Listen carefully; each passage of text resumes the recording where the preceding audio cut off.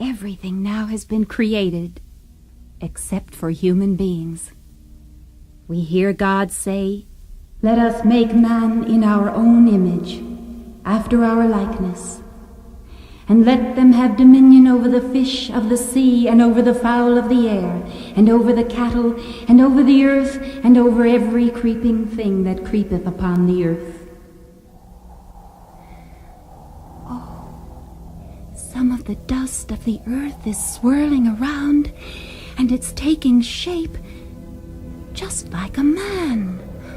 Why, it looks just like a statue of a man. God is breathing into it, and the color is changing into flesh color, and the hair is becoming real. He's breathing. There man stands before God, all perfect and normal. The Lord has just created the first man and called him Adam. Look, the Lord is bringing all the animals and birds to Adam for him to name them. And Adam's getting sleepy. Why, he's rubbing his eyes. Oh, now he's yawning and closing his eyes. Now he's asleep. Why, while Adam is sleeping, the Lord is performing an operation on him. God is taking a rib from the side of Adam and making a woman from it. Oh, isn't she beautiful? Now God is saying to Adam, let's listen and see if we can hear what God is saying. Be happy and have children, for I have given you power over everything on the earth. I have given you every type of tree and plant, and you will eat from them. God also said that every animal would eat of the fruit and the plants, and that they would not eat each other, but dwell in peace.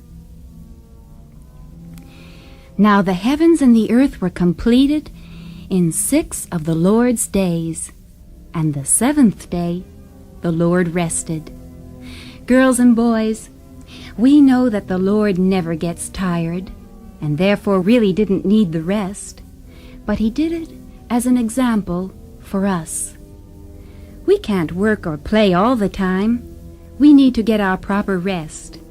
This is why most people work 5 or 6 days a week, because they realize that they need rest in order to get strong and healthy. If we don't get our proper rest, we'll be sick and unhealthy. Rest is very important because God set the example for us to follow. After God created all the living things on the earth, he felt that man should have a special place to call home, so he wouldn't be a wanderer on the earth. Therefore, the Lord made a garden called Eden. From the center of this garden a river flowed, and from this river 4 other rivers flowed. The Lord placed Adam and Eve in the garden so they could tend to it and have a place where they could be comfortable and have all their needs supplied. Not only were they to enjoy all the wonderful fruit and beauty of the garden, but they were also to have the unusual pleasure of God actually visiting them every day. You know, I guess that's the reason why I love the cool of the day. You know, that time of day when the sun has slipped behind the horizon and the earth begins to relax in the arms of the night. Some call it dusk or sunset, but God called it the cool of the day. Yes, girls and boys, God would actually come down in the evening and walk with his creations. God gave man and woman the whole garden to enjoy except one tree. That they must leave alone, because God said if they ate of it, they would surely die. Now, this was not an apple tree, as some folks think, but it was called the tree of the knowledge of good and evil. The reason that the tree was in the garden was because God didn't want a race of people who would worship Him without the desire to do so in their own hearts. Why, you want someone to love you because they want to, not because they have to. Isn't that right? I feel that we get this desire from the Lord. He didn't want His creation to worship Him like dolls or puppets, but like warm and loving girls and boys. There was an animal called the serpent, or as we call him, the snake, that came into the garden. At this time, he wasn't so frightening as they are now.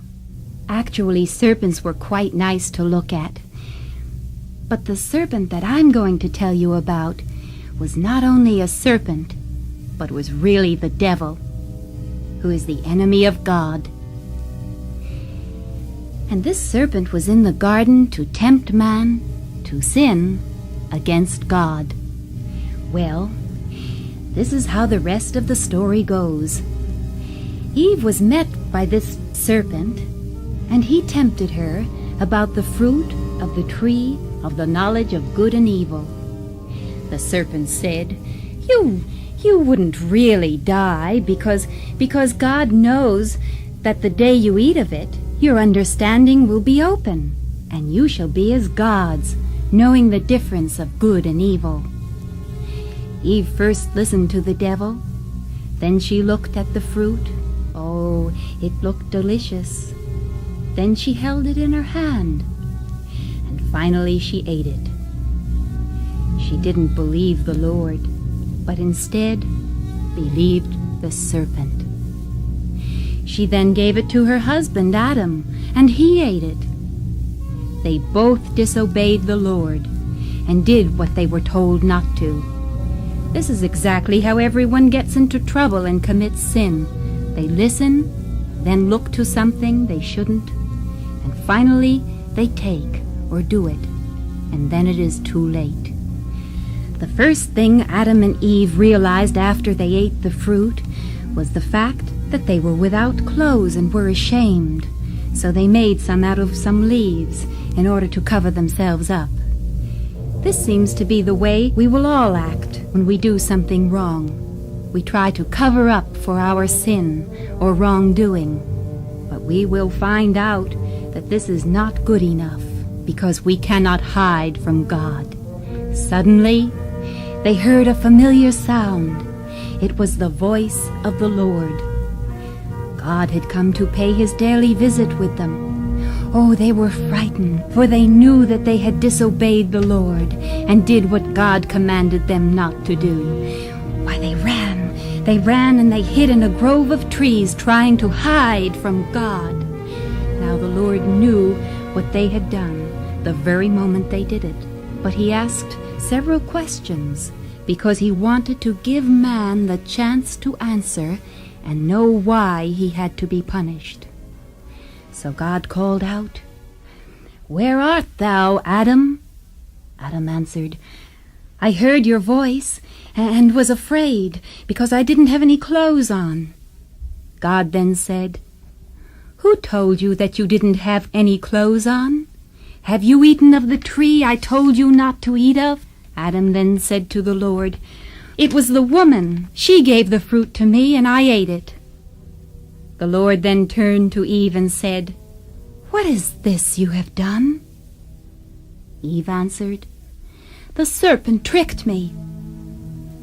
God then said to the serpent, "You are cursed above any animal in the world, and you will have to crawl on your stomach in the dust, and you will hate people, and people will hate you."